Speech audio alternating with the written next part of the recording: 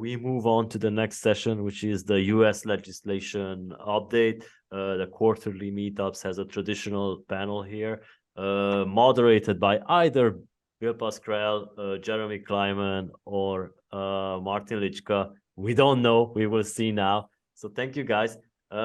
Jeremy, Bill, Martin, the floor is yours. Thank you. Thanks, Sultan. Hey, it's nice Appreciate to see you it. guys. You as well. You as well, my friend. Thanks for having us back as usual. And yeah, Bill and Martin, you know, we're gonna do the usual tag team. No one's moderating, no one's in charge. This will be our usual quarterly free-for-all. So any initial opening thoughts before we start talking shop? Well, good afternoon, everybody. I suppose it may be good evening in some cases. Great to be back. Thanks for having me. Indeed, I suppose you might stick to the semi-standard format, which is Jeremy kindly teeing it up for Bill's and my lunacy. And we'll just try to have some fun and at the same time say something meaningful that will help the audience. Martin, where are you today? That looks like a interesting It's the Quincy background. Market in my spiritual home of Boston, Massachusetts. And Bill and I, for the record, we went to the absolutely dreadful Giants-Patriots game at the weekend, but we both got something out of it. Bill, a win, and the Patriots, a promise of a better future. Because now we should be definitely tanking for Caleb Williams, because we do not have any quarterbacks. But I'm going off tangents. Hello, Bill. How are you today? Hey, Martin. I thought the game was great. We won. You did. Yeah, Finally. but it might have been a grievous error, but we shall see. Finally. All right, gents, here we are. We're getting towards the end of the year. We can do our a sort of year-end wrap-up, I guess, of things that have happened in the US and things that are happening and things we expect to be happening. So I thought we'd start with probably, you know, the biggest news, the biggest largest new sports betting market, the great state of Florida. And Bill, maybe you could sort of give us an update and let us know whether the challenges have sort of run their course, whether we've reached the end of the line with court challenges, both in the state court and federal court. And when do you think the Seminoles are going to launch? Yeah, just full disclosure, Jeremy, good to see you. Martin, Zoltan, thanks for having us, and hello, everybody. Good afternoon from New Jersey. Full disclosure, Jeremy and Martin know this, but I've represented Hard Rock International for over a decade. Really enthusiastic. Jim Allen is extraordinarily enthusiastic, and his team. I think the launch is imminent. I think Governor DeSantis has really done yeoman's work here in addition to his legal team. And yeah, the legal issues have run its course. I think Florida is going to be an extraordinary market. And I think now the focus will shift to two different verticals, because most of this is kind of a fait accompli. It's just about a formal launch. I think the focus will shift to iGaming across the country, and we can talk about that a little bit. And I think the focus will also, like a laser beam, look at Texas and California. Obviously, Texas can't go until 25 because they meet every other year. California's been trying to launch iGaming and or sports betting for 2 decades now. It's been a fool's errand. The tribes need to be respected, and the industry needs to sit down with the tribes and try to work things out. I'm not saying that's easy, but to try to launch another ballot referendum in California next year, the year after, I think is a fool's errand without trying to work collaboratively, which is not easy, with the tribes. That's the seminal issue in terms of California. I think in terms of Texas, the lieutenant governor is evolving. Was not overly enthusiastic about it. We know Texas doesn't have much outside of lottery and horse racing. No casinos are there. Everybody's running across the borders to surrounding states, and Texas is losing an incredible opportunity. It's a great state. Everything's larger than life there. They have great sports there, and I'm hopeful that we can get it across the line in 25. It won't be easy, but I give it a better than 50% chance. The other good news in terms of this year, if I may, Jeremy and Martin, is although a relatively small state, one of the smallest states, we know we have 6 states plus Nevada, poker only with iGaming, Connecticut, PA, New Jersey, West Virginia, Delaware, and Michigan. And Rhode Island is scheduled to launch by April 1 of next year, and they're on track. The director of the regulatory regime there has been working overtime to try to launch it properly. They already have sports betting. So that's positive. That's really the only state in the iGaming realm. A lot of people thought at the beginning of the year, at the jump, it perhaps New York or Indiana, but that didn't happen. We know that New York is teed up again. Senator Addabbo and Assemblyman Pretlow have teed up bills to launch a legislative initiative for iGaming next year. I'm relatively optimistic about it. The only issue is, separate and aside, is that there's a major focus now that they've funded $440 million for the Belmont, money into that track to upgrade it for future events there. Now the focus has shifted, and they're way behind the times for downstate casinos. There will be 3 downstate casinos. I think pretty much everybody understands that 2 are essentially in the fix and done. The 2 racinos that are out there, but all eyes are on who might be the next 3rd downstate casino.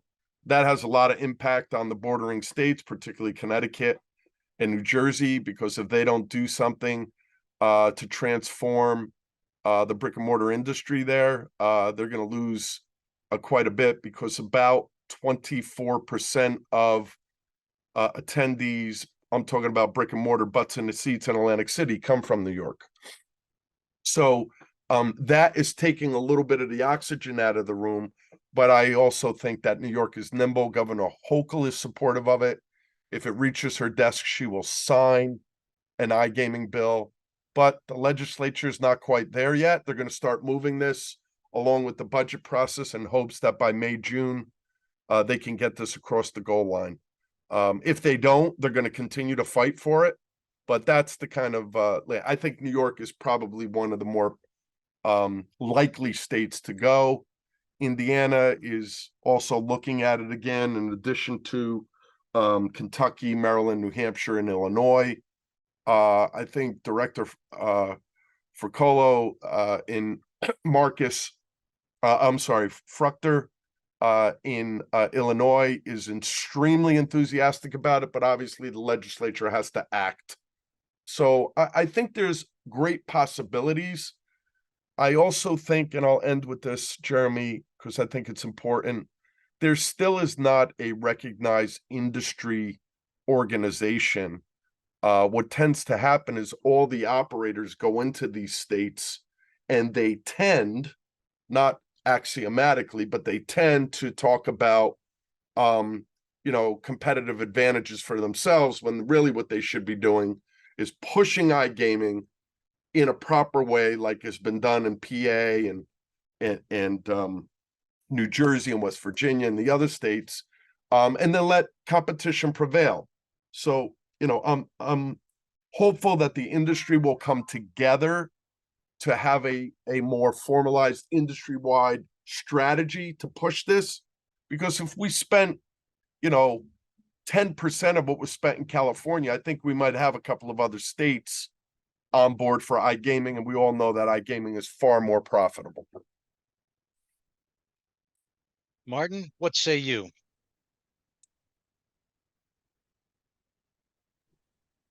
Apologies, technical issue. First of all, this is probably the first time ever I have heard my friend BP3 admitting that there are great sports teams in Texas. So he actually might be drifting to the dark side and covertly becoming a Cowboys fan. But I shall digress and answer your question. Well, going back to Florida for starters, what Bill said, as usual, absolutely spot on. Not much to add there, but the wider context of gaming regulation across the, for want of better expression, Indian land. Could the Florida precedent serve to allow Indian tribes up and down the country to extend their existing gaming operations further? Indeed, how this may play out in California, unless they've been told. I believe there are now 2 proposed ballot referenda that 2 of the Californian tribes have put forth to regulate sports betting.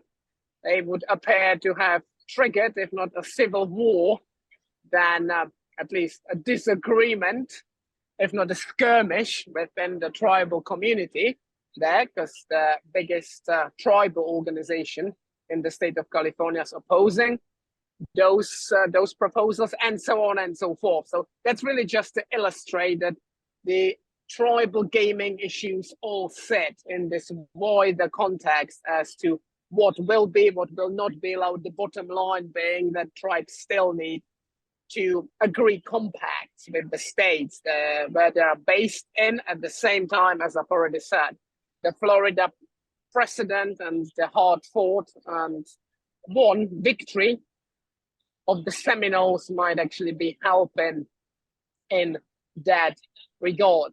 Indeed, let's also see how the whole debate around iGaming pans out in a similar vein to what Bill has said about the absence of an organization that would run with this issue. I believe, and I might have said it here before, so apologies if I'm sounding like a broken record here, but I believe what's also absent is a compelling, powerful enough narrative behind iGaming. We may be biased because I suppose from our perspective, it's largely a no-brainer, and Bill hit the economic nail on the head, i.e. online casino games tend to be much more profitable than sports betting, and sports betting, with a few notable exceptions, is largely done. So you'd like to think, oh, this is a no-brainer, in particular in the current economic climate with the federal government aid packages that have resulted from COVID coming to an end. But as I've said, I remain of the view that there's still a lot of work to be done on compelling enough narrative that would allow us as an industry to go in and convince the regulators, and New York and potentially, well, Indiana now with the departure of Senator Ford and a few other political issues, holding less breath in that regard. But yeah, New York in particular, but potentially also Indiana, Illinois, a few of the other states that Bill has alluded to will be a very good and hopefully successful testing ground for that regulation. Because I suppose I do understand why, but it's still mind-boggling that we got 36, 37 states to have regulated sports betting, and 7.5, well done, Rhode Island, to have regulated iGaming.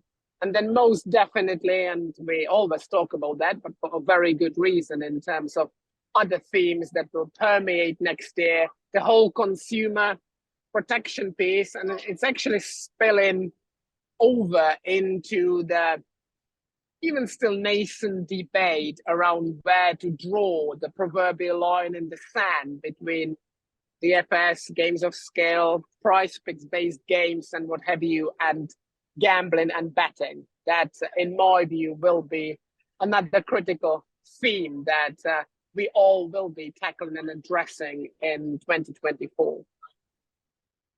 So I want to go, but you guys both mentioned in terms of, messaging and with New York and other states for iGaming. You know, the economic issue, and I think the industry has done an okay job of messaging that there's no iGaming does not cannibalize revenue from land-based casinos, and that's demonstrable and so on. But what about the other message? There seems to be this perception that iGaming is from a player protection point of view and an RG point of view is much more potentially damaging, addictive, etc., than even mobile sports betting. And that's, I think, one area where the industry as a whole has not done a great job of getting out ahead of that proactively. When meeting with legislators and delivering the message on the economics and the tax revenue, I think we've nailed that. But how do you and what tools do we have in a toolbox to really hit home the argument that the naysayers and the consumer protection people are off their mark when they say how damaging iGaming possibly be? Well, one of the things that we experienced in the first state to launch pass legislation on iGaming, New Jersey, was the whole cannibalization argument. There is no proof to date anywhere in the globe that online cannibalizes offline. As a matter of fact, the proof is that it complements, and if done properly and strategically, it can be marketed such that they can help and complement each other. It's number one. Number two, with the cannibalization argument kind of somewhat fading, it's always going to be around because it's very, very hard to just counter in a short statement some legislators saying, well, I'm concerned about the cannibalization of our casinos. Because people tend to believe the negative as opposed to the positive. You're right, Jeremy. The economics argument has been handled properly in terms of job creation and revenue. And the fact is that the states that have launched iGaming have seen massive revenue coming into the states, far more than was predicted, particularly in New Jersey and Pennsylvania, but across all the states. But equally important is the economics around the globe right now and in the US. We know that many states did well in 2021 and 22 because of the pandemic and the PPP provisions and the Biden administration providing capital to states, billions of dollars. That money's kind of going off the rails, and states are now seeing. You see New York City having massive budget cuts, New York State, New Jersey, Colorado, Illinois, Michigan. All these states are having big challenges, and all states across the country in trying to balance budgets. And this is a kind of an easy, elegant way to provide some money in the till for those states. But in terms of the argument for responsible gaming, and you're right. I mean, the fact is, it's axiomatic. Sports betting, you lodge a bet and, you go off, watch the game, maybe you lodge another bet.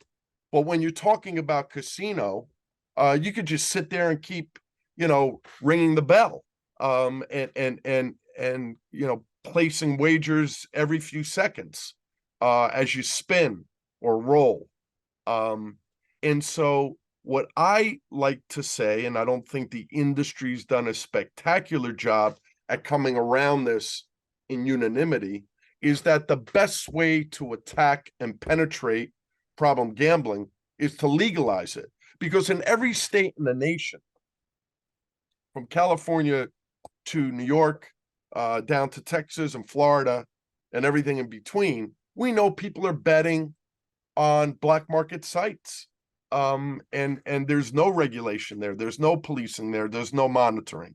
So regulating iGaming is a great way to monitor behavior and to develop standards, which all the regulatory regimes are doing for responsible gaming. Responsible gaming is improving every day. there's no proof that there's been a trampoline effect in the states that have iGaming of further gambling addicts. And we always say, Martin and I, and Jeremy, you too as well, prevention is got to be the rule of the day. Treatment is expensive, and so if you prevent, you're keeping those players away from going off the rails and having to go into assistance programs that provide for prevention. The 1-800 number is a great issue to try to help with that, but we also know that the 1-800 number statistics have not been used properly. Just because there's been an increased flow of calls to the 1-800 number does not mean at all that there's been a trampoline effect of problem gambling.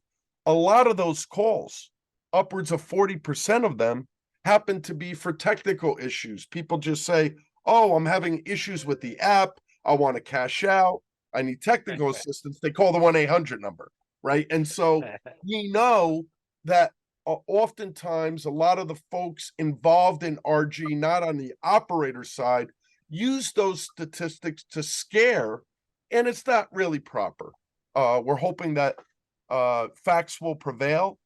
And so I am very optimistic that the more we can come together and lobby efficiently together with the messaging of the economics, the impact on assisting the brick and mortar casinos, the fact that there is no proof of cannibalization, and the fact that we can better penetrate problem gambling, I think needs to be wrapped up in a bow and delivered properly to the politicians. Excellent. Excellent.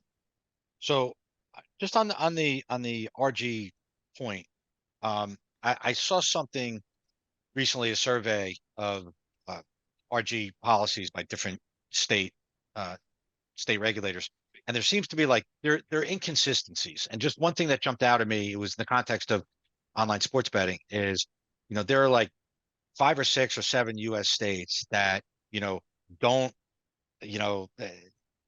have a self-exclusion list, right? And there are another half a dozen that don't have a timeout feature on their app and things like that. From like an operator point of view, what's the best approach, right? Least common denominator, or do you get away with what you can in different jurisdictions, or have a sort of uniform policies? Because I think it sort of cuts against uniformity in RG approach if operators don't impose the same requirement on their product across every market, but sort of take advantage here and there. It's like we've seen. To give you another example, we've seen with data breaches or DDoS attacks on operator sites. They don't have necessarily the same security on their servers in different states because it's not required in some states, right? And it's less expensive to get away with it. It's really not best practices. I'm going off on a bit of a tangent, but what do you guys think about sort of the uniformity in approach from an operator's point of view, even if it's not required on the RG side? If I may, I believe the industry has moved away from that original approach of, as you put it, Jeremy, get away with what you can, because that would not be sustainable in the long run. And this is coming from a guy, I've been in this industry for 14 years, and for the first half, let's say, or for the first 8-9 years even, I was one of those people who was tasked, albeit mainly in the European context, to figure out ways of pushing that proverbial envelope, marketing side of things, to some extent the compliance side of things. But we have, or at the very least, we are moving away from that. Said that, And I'd like to think, and I actually truly believe that all the industry members have embraced the responsible gambling cause. There are still differences as to how we go about it, how we implement the principles that underlie it, and some are more eager and keen and some are less. But fair enough, I think we are ultimately headed in the wrong direction, although the so-called Archie advocates would not necessarily agree with me on that particular point, and if I may, I will come back to that. But that is the overall context. That is the approach and attitude that these days, in my view, is permeating the industry. But to address your specific question, I believe that at least a certain level of harmonization, or if you will, unification of those rules would be very handy and helpful. Yes, it provides clarity, not only for the industry, but even more importantly for the patrons. And if, as usual, I will also to look at this from the pure economic or revenue perspective, building or tweaking our existing technology to reflect and incorporate all the individual quirks and deltas and differences, whatever you may want to call that, between individual states, that costs money. So even from the pure, as I've said, economic or revenue perspective, it makes perfect sense to do that. And I'm sure that the whole industry, to your other point, would agree that the nationwide self-exclusion register is a good idea and it would be a great start. So let's rally around that and figure out where we could go next on that path towards harmonization. And actually, if I may, one final point, going back to the Archie advocates, I will not name any names because I've promised not to do it, but I had, and I mean it, I had the pleasure of having sat down with one of them a couple of weeks ago. That was before Bill and I traveled to Nashville, Tennessee for an event. And I told that story there as well. So apologies, Bill, you have heard it before. And here's the moral of the story. We sat down and we do not agree on the policy approach. We do not agree on solutions. Perhaps we would agree on some. We wouldn't agree on a lot of others and other things. But we did agree, and that didn't come as a surprise. We agreed on the issues that we're facing as an industry, but also beyond, outside of the industry. So the perception of these issues is largely the same by the industry and by the so-called Archie advocates. The critical difference lies in how we would want to address them, because there is a need to address them. So going forward, going back to our little crystal ball glazing exercise, that most certainly will be one of the critical issues for 2024 and beyond.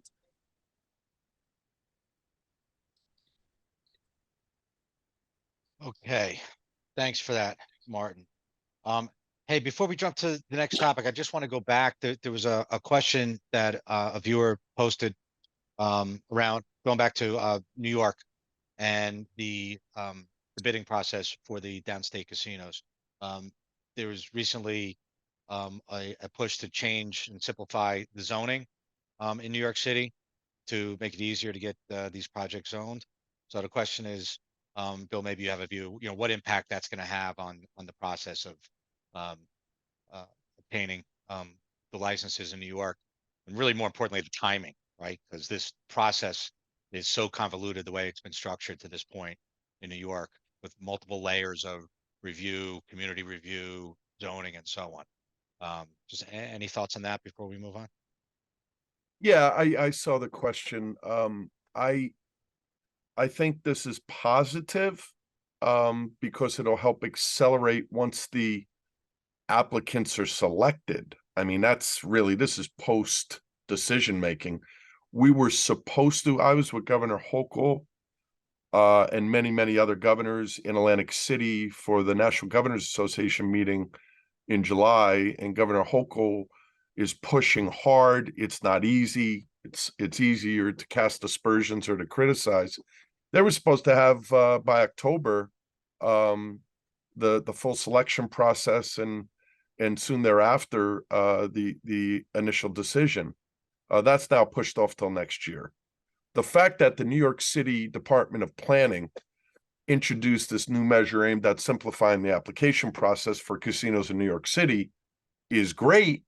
It's wonderful, but that doesn't necessarily apply to all the potential winners because some of the casinos may be outside New York City.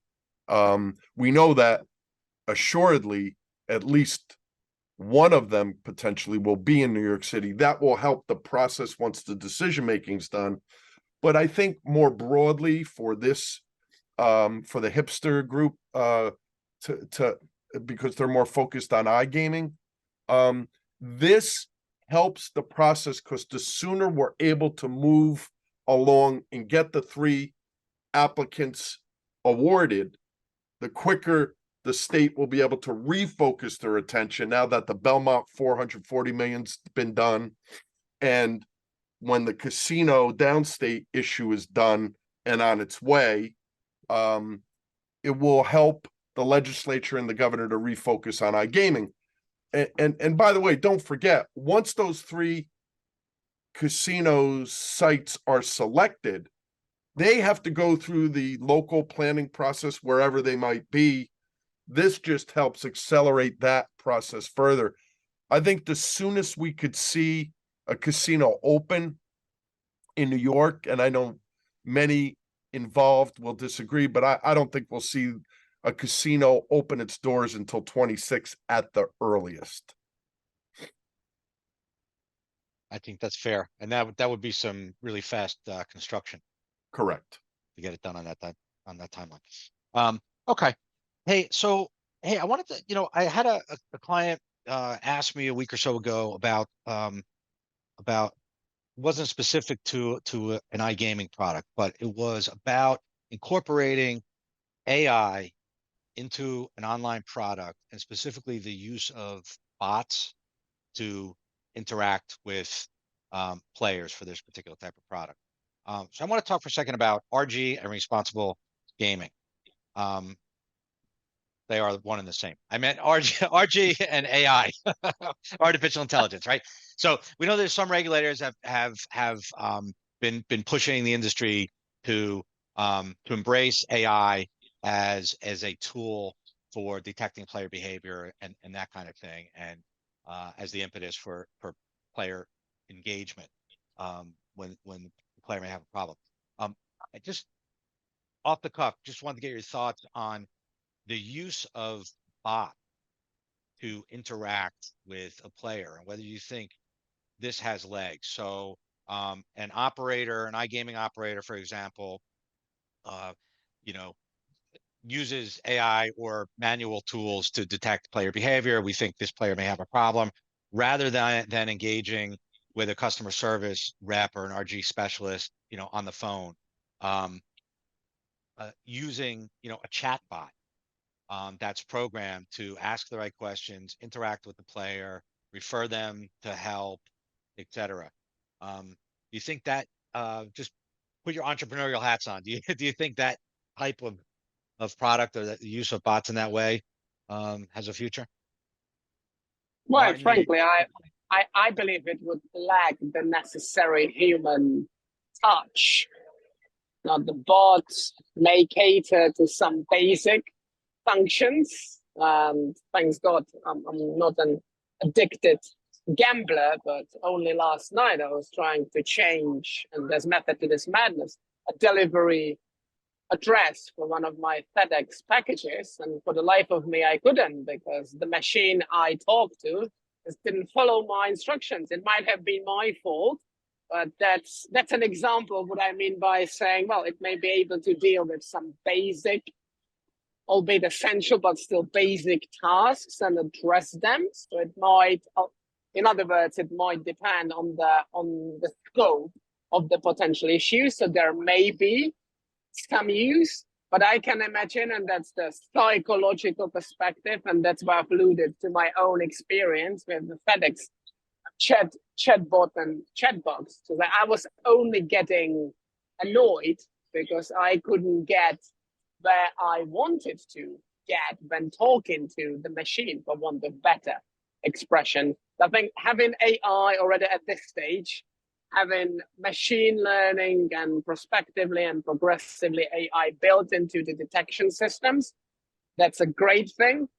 And having an element of that that would respond to detection of any pattern of negative or deleterious behavior, yeah, that in my book, that might work as well.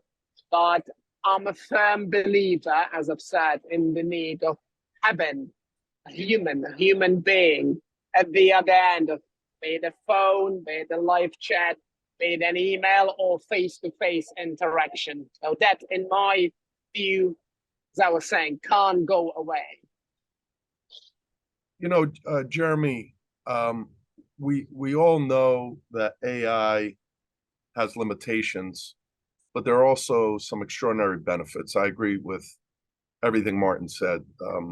I'm very pleased and enthusiastic that the Biden administration has already taken significant action by publishing the blueprint for an AI Bill of Rights and issuing an executive order recently last month directing all federal agencies to combat algorithmic say that twice, discrimination while enforcing existing authorities to protect people's rights and safety.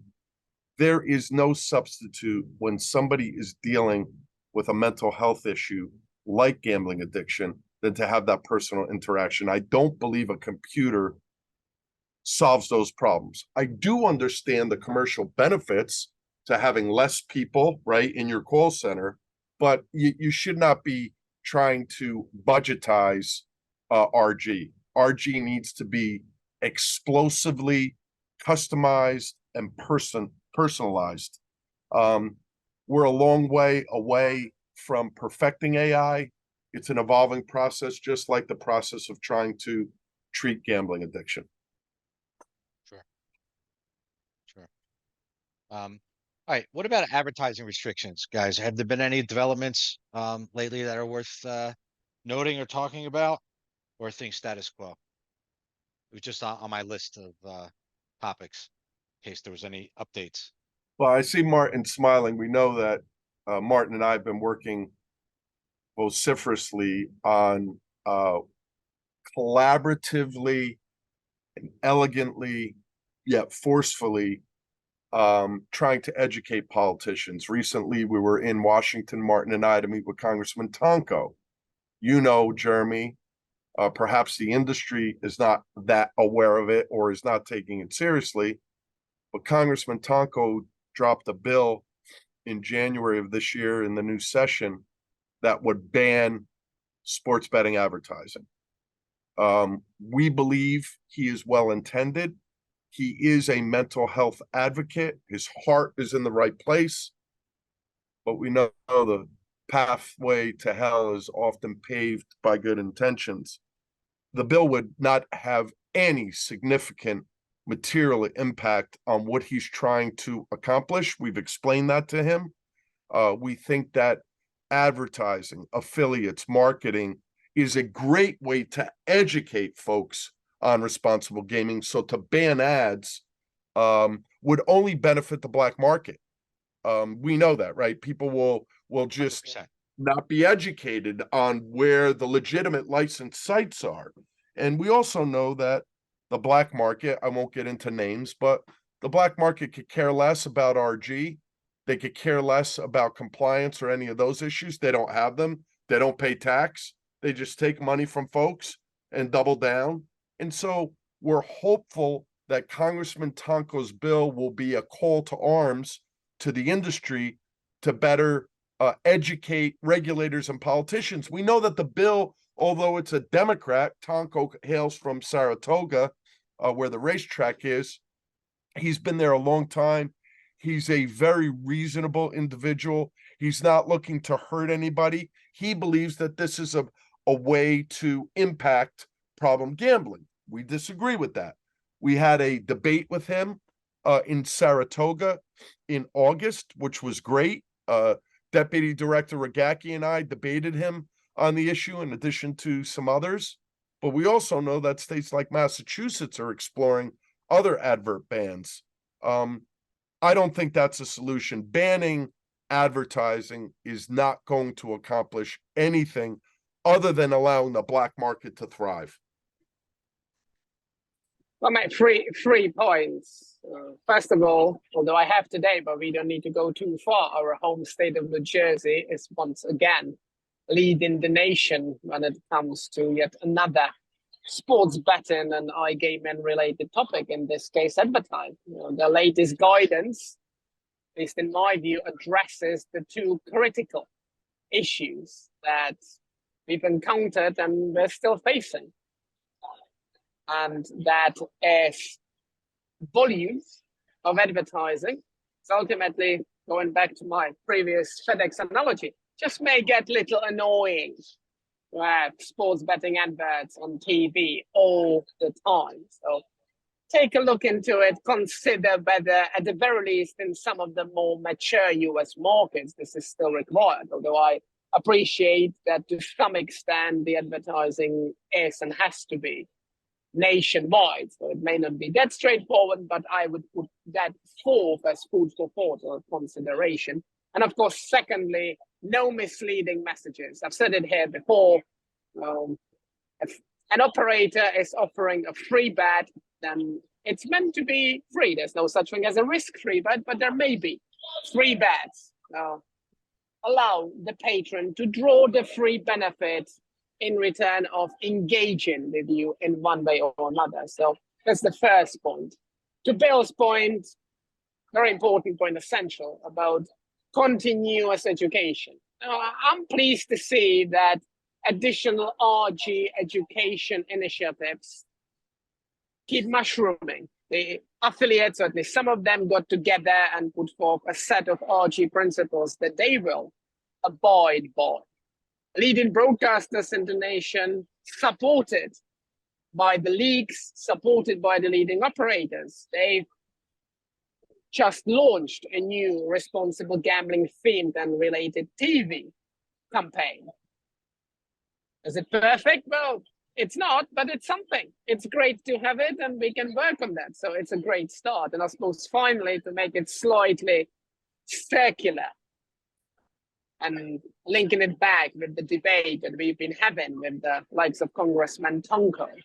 As I've said, it's getting a little annoying, all those sports betting adverts, but lately the trend is being compounded by the fact that, at least where I live, and maybe the channels that I watch when I'm not on Netflix and looking after our kids, there's been more and more advertising of the so-called games of scale or prize picks providers, the underdogs of this world.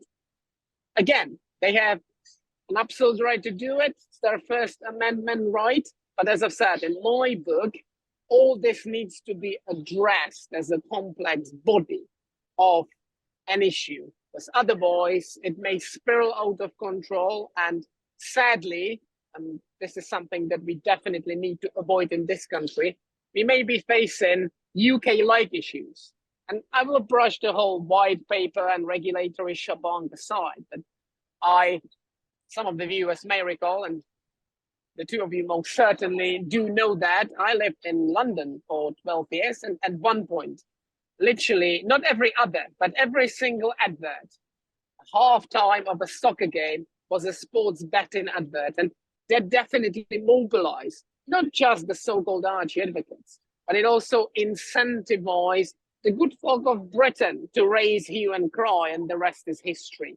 So I would very much, I'm not trying to impose anything on anybody, but invite the industry, if I may, to have a think about that. Aren't we overdoing it a little with advertising as the markets mature? And I believe the answer is yes. So let's come up with a more sensible, a smarter strategy to continue advertising without, to put it bluntly, pissing people off, and making sure that our legislators and regulators are happy with both the advertising messages and the volume. Yeah, well said, Martin. And I do think that everyone in the advertising ecosystem has a role and a responsibility. I was just looking yesterday at the gambling advertising guidelines of NBC, right? So I do think the broadcasters and the network have a responsibility. So quite frankly, you shouldn't be seeing, ads that, misrepresent, because that should be, in my view, policed by the platforms that are allowing the advertising, like the broadcasters. So everyone has a role in that. Well, you hit on, when you were talking about the other, uh, advertising that you're seeing, you hit on a few areas that I just want to touch on before we finish up in the session, and that is um, the products that are nibbling around the edges of um, regulated, licensed gambling and sports betting. And you mentioned it early on, at the beginning of the hour, Martin, briefly. Pick'em DFS games. We should talk about online sweepstakes, online skill games. These are largely unregulated products that are that purport to be something other than, gambling or betting. And we're starting to see, pressure both from the regulated industry and from others on regulators and other government authorities start to crack down on these things. So we should talk about that. And in fact, the news very recently that a state senator in California, is pushing the attorney general to do an investigation wholesale of daily fantasy sports, not just pick 'em, but daily fantasy sports generally as an industry, to determine whether that's illegal gambling under California law. So, what do you guys think is causing this sort of focus now, on these other products? Is the pressure coming from the industry? Is it coming from RG advocates? Where's it coming from, and what do you think is likely to happen? We can go into specific examples, but just generally, what do you see as the trend? Well, we know that some of these DFS classifications have allowed these companies to allegedly get around state and local regulations and perhaps somewhat misrepresenting its business to the users. It is extraordinarily profitable. It is not cumbersome. You don't have to deal with licensing. You don't have to deal with massive regulations. But with that comes lots of problems. Consumer protection, responsible gaming. And I think it's been a conclave of multiple pressure points. I think regulators are attuned to it and are looking at it. I think some customers have lodged complaints to either politicians or consumer protection agencies. But I also think the industry licensed operators have been massively incented to speak up about this. The operators go through a massive regulatory regime. You know it, Jeremy. Most of the folks on this panel, certainly Martin knows it as well. And by the way, just parenthetically, Jeremy, I don't want to step on anybody, but just got word that there's over 650 folks viewing this panel right now. So that's a great, Hipster always does a great job marketing. And I hope that each and every one of those individuals will stay attuned to this issue and will help and assist us in the regulated market to give a closer look at these pick'em opportunities, options. Well, as Bill has said, and that would be my point of departure. The sports betting and iGaming industry in the States where this is permitted, we've gone through, figuratively speaking, a lot of pain to get licensed. And literally all the other debates aside, about advertising and RG bonuses, no matter how important they are, and they are very important as we've sought, or as we seek to demonstrate every single quarter here at this event. But what I would suggest is the license industry, the basic standard, what we should be getting in return is protection from those who are not licensed, despite being obliged to be licensed.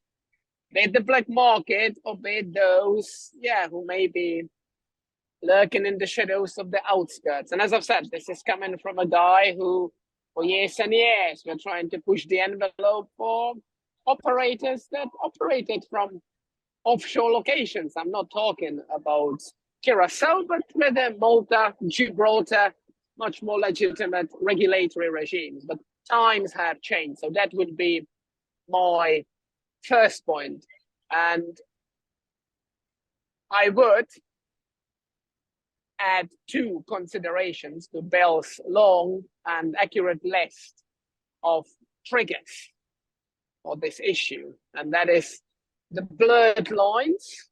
Now, what's considered, or what's meant to be considered, a game of skill, DFS, we also know that most, if not all, the DFS laws in existence are very narrowly defined, so that they only fit the traditional DFS product and would not extend or could not be extrapolated to cover anything else. But the blurred lines between what is considered regulated or to be regulated sports betting and the other products, that's one.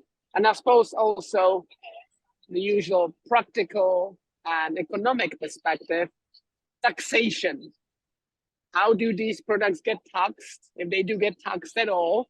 In some states they do, in some states they don't, because they're providers. If they're US incorporated companies, they got to pay their taxes. But it may be different with the likes of Pennsylvania, New York, the other heavily taxed, if not overtaxed markets spring into mind. So to again link it back to what Bill has said, there is a joint interest coming from within the regulated industry to have a solution to this conundrum. And I'm the last person who would blame anybody for trying to, I'm not gonna call it exploit a loophole, run a business that may not be regulated yet, or may not be, or may be regulated in a looser way or in a more light touch manner. Now, unless it's illegal, unless it's criminal, there's nothing wrong with that. But at the same time, I would strongly militate in favor of putting everybody on equal footing. Everybody who offers the same kind of product, looks the same, feels the same. So that would be my message in this regard. Totally agree. Totally agree. But the counterbalance to that, or the driver, I guess, is the money that's being made, right? So, if you look at online sweepstakes, that is a huge, huge business. It's untaxed. The operators are primarily outside of the US, with no physical presence here. And they're making a ton of money, and they're competing with, online casinos, effectively an online slot product, but not making judgments that, it is arguably fits within sweepstakes laws and sweepstakes definitions, as opposed to, gambling. That's of course debatable. But there's a lot of lost tax revenue at stake. And I do think over time, you will see them being brought under the tent, so to speak, of regulated industry. So unless there are any other questions from anyone listening in, I think we can wrap it up, guys. Our hour is about up. That went quickly. Any final parting words from our experts? Well, all I would say is thanks again for having me throughout the year. It's been a true pleasure, and I'd like to wish everybody very happy holidays. And we hope to be back in 2024, and let's see what 2024 brings. Yeah, thanks, Jeremy. Thanks, Martin. Thanks for having us. Maria and Zoltan and the team, good to see you all. Looking forward to seeing you next year. Merry Christmas, Happy Kwanzaa, Happy Hanukkah, Happy New Year to everybody. Look forward to seeing you soon. All right. Great. Thank you so much for being with us and for your understanding now with this switching in hosting. Happy holidays to everyone. We are looking forward to hosting you again for the 2024 Gaming Americas. And I look forward to seeing anyone who can make it to Prague in person in 2024 as well. Thank you, gentlemen. Great. Thanks, Thank you, Maria. Thank you Take very care. much. Have a happy New Year, Have a everyone. great day. Bye. Happy New Year.